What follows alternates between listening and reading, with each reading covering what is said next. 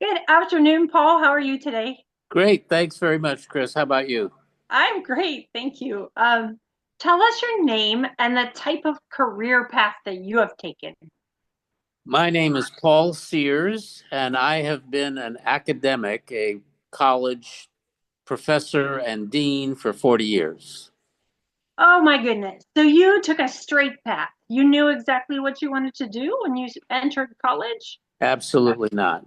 Oh, so tell us No. how that happened.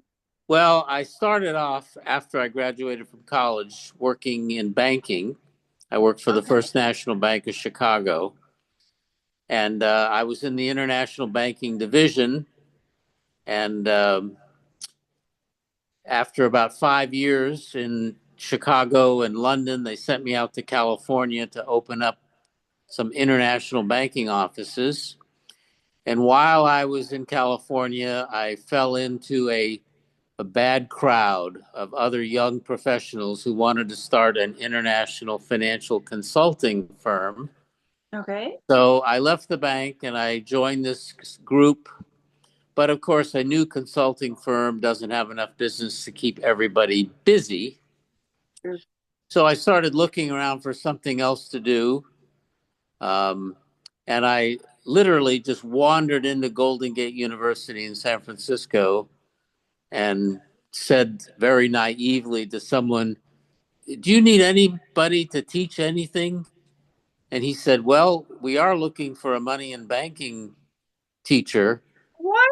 Said, "Oh, well, I've got a MBA in finance and a master's of economics and from the London School of Economics, and I've been in banking for 5 years." He said, "You're hired." So I started teaching my first class at Golden Gate University. I was, of course, part time, adjunct. Yes. And I remember walking into the class for the first time, and I was breathing so hard, I had to sit down at my desk and just try to calm my nerves because this was a completely new experience. So that's how my teaching career got started. It was totally random and accidental, looking for something to do to make a little money while my consulting activities ramped up.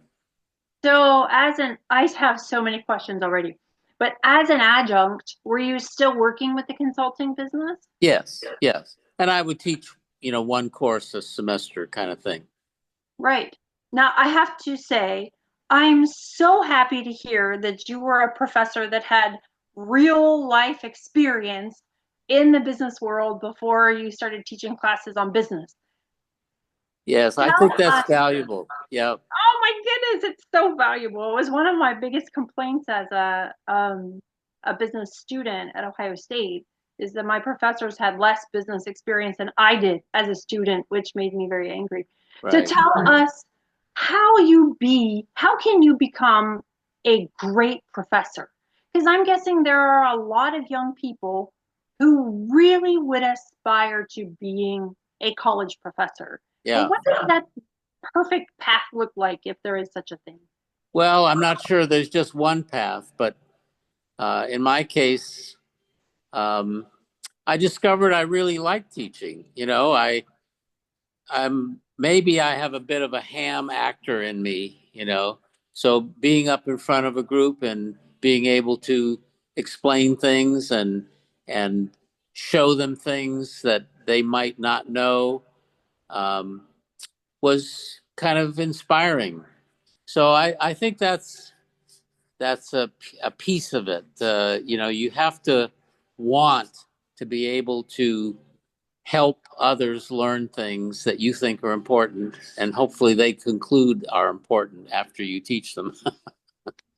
Yes, and I think teaching young adults brings with it different rewards and different challenges than teaching other aged young people or children. Yes. Um, and I already gave you an example, a very stubborn, adult-ish person who thinks they know a lot. And I think you would have that um, amongst some of the people that you're teaching. Can you tell us some of the benefits of teaching at this level and some of the challenges teaching at the college level?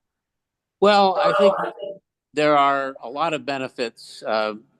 You know, if you become a full-time college professor, adjunct, is not quite so full of benefits. But True. a full-time professor, has a great deal of autonomy. You know, there's very little structure imposed on you. You create your own structure. And you create that structure primarily for the students, but it also impacts, you. Um, and it is a wonderful opportunity to engage your curiosity about things that you are interested in. You can do research on topics that you're interested in, and then that leads to writing papers about what you've discovered through your research.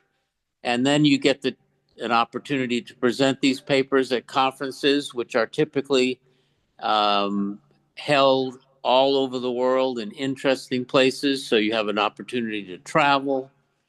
Um, and if you like administrative work as well as teaching, which was true for me, um, then there is an opportunity to become not just a professor but also an academic administrator. So I went from being an assistant professor to being the director of the MBA program at Baldwin Wallace College in Cleveland. And I was at Baldwin Wallace for 15 years, and I decided I wanted to become a dean. So I moved to Ashland University in Ashland, Ohio, where I was dean for 9 years, and then the University of Findlay as dean for 9 years. So, can you tell us what kind of administrative responsibilities a dean has? Yes, it's sometimes described as herding cats. As dean, you're trying to get the faculty who are very independent and have very little structure to move in a certain direction that you've, decided is appropriate in terms of the growth and development and progress of your college of business.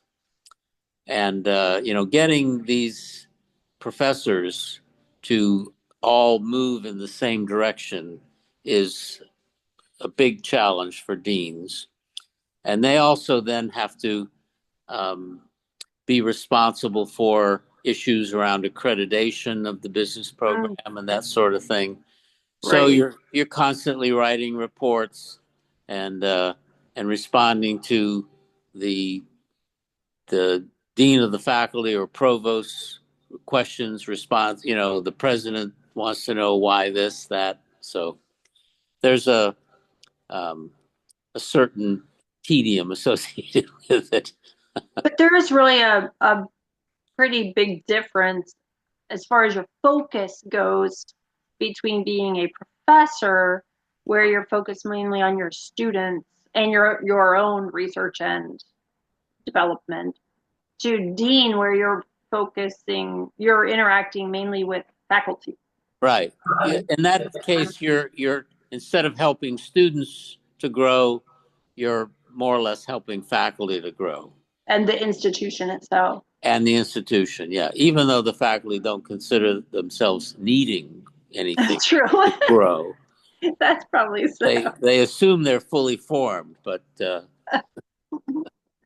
This is true in many industries. This is yeah, true.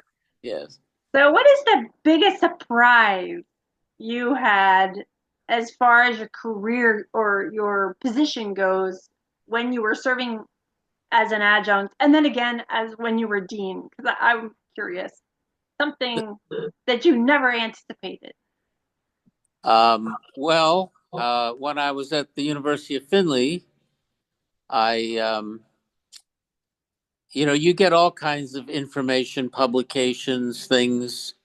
And one thing crossed my desk, and it was an invitation to write a proposal for a grant, a State Department grant, to Okay. train up and coming young professionals in French speaking West Africa. Oh, I was with you until the end. Okay. So a colleague and I wrote a proposal to train to recruit these French speaking young professionals, bring them to the University of Findlay campus and teach them entrepreneurship, the principles of entrepreneurship, as a way of helping these countries Yes. to develop, because these were five of the poorest countries in Africa. Countries like Chad, Mali, Burkina Faso, very poor countries. Yes. And the trick was trying to figure out how we were going to do this since the university had no contacts in that part of the world. Oh my goodness. And of course, the the collaborator who worked with me on this grant and I didn't speak French, which is the dominant language in these countries. Yes.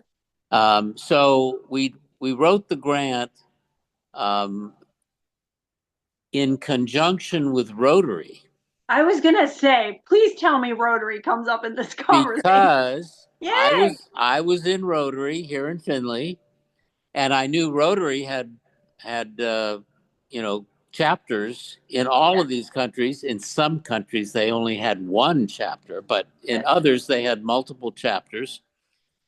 And we wrote the grant as a collaboration with Rotary. They would help us recruit these young professionals. We would go over there to interview them and select the ones for training. And it worked out really nicely. And in fact, it was that Rotary connection that impressed the State Department. The guy who was in charge of this grant thing said he really liked that.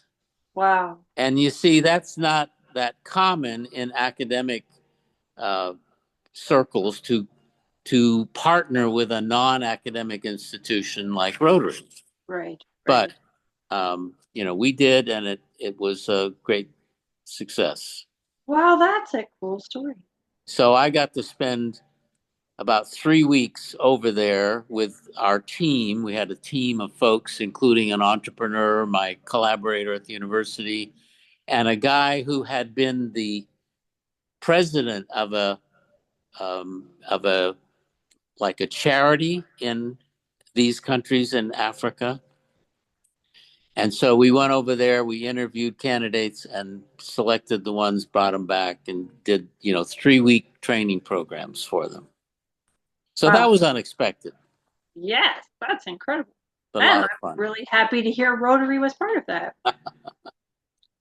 I'm guessing there are people or who might watch this video who really think they want to be a professor. They really want to be in academia somehow. Um, what would be